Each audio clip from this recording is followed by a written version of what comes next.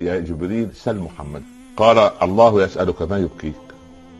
قال من لأمتي من بعد يا جبريل؟ الله عليه الصلاة والسلام. قال إن الله يقول لك لن نسوءك في أمتك أبدا، ألا ترضى أن تكون أمتك ثلث أهل الجنة؟ فوقف خطيبا وقال ألا تحبون أن تكونوا ربع أهل الجنة؟ فكبر الصحابة. ألا تحبون أن تكونوا شطر أهل الجنة؟ فكبر الصحابة. ألا تحبون أن تكونوا ثلث أهل الجنة؟ فكبر الصحابة. قال أهل الجنة 120 صفا، أمتي 80 صفا. الله أكبر. هذا كرم، هذا كرم سبحان الله. قال ولسوف يعطيك ربك فترضى.